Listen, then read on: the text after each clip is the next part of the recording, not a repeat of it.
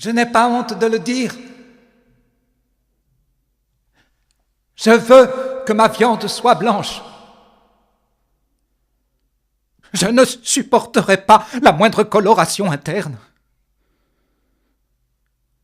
Tous ceux qui m'entourent ont beau faire les fiers à bras, les m'as-tu vu, leur rêve secret, c'est l'immaculé de la chair.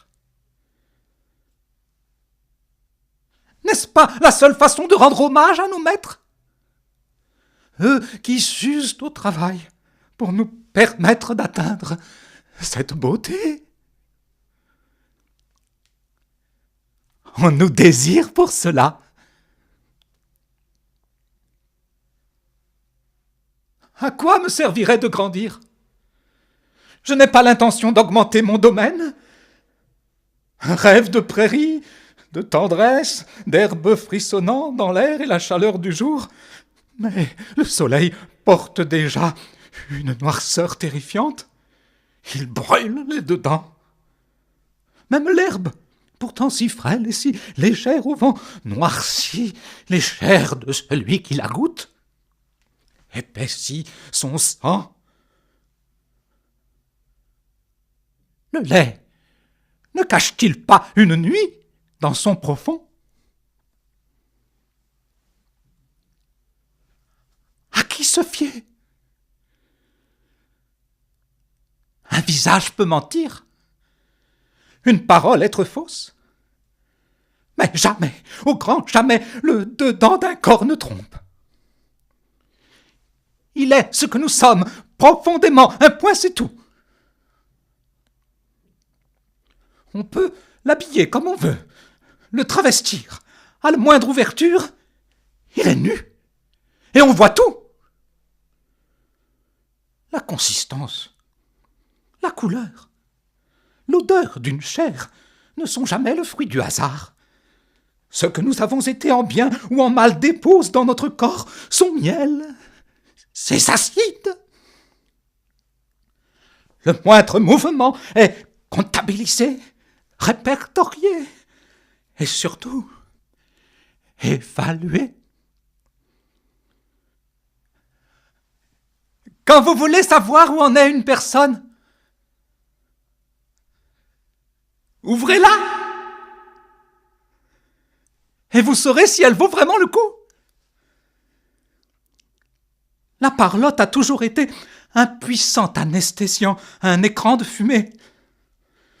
Ceux qui, sous prétexte d'écrire, pensent échapper à l'inscription charnelle auront à l'écossage quelques déconvenus. Car on trouvera tout en eux. Les brouillons, les ratures, même les textes cachés. Évidemment, il est difficile, et la société est inflexible sur ce sujet, de goûter son prochain dès qu'il émet une parole, exprime un sentiment. Et pourtant, quel gain de temps ce serait de laisser fondre en bouche une déclaration d'amour.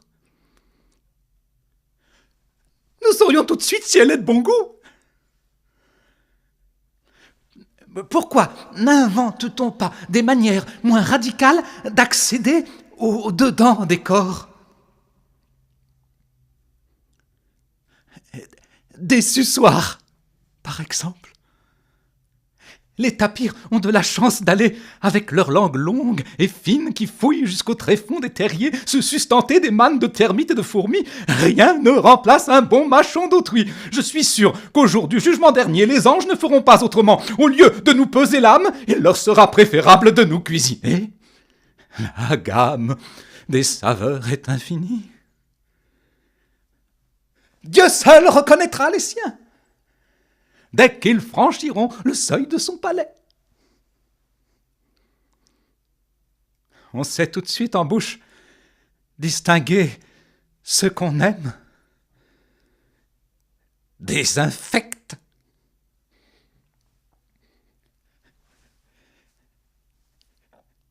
Mesdames, messieurs, à vos chairs, ma teinte avoisine le virginal, le blanc sur blanc. Écoutez-moi, Je suis une mère pour vous, un fruit pour vos entrailles. Si vous n'avez pas su vous constituer un bon fond, mangez-moi.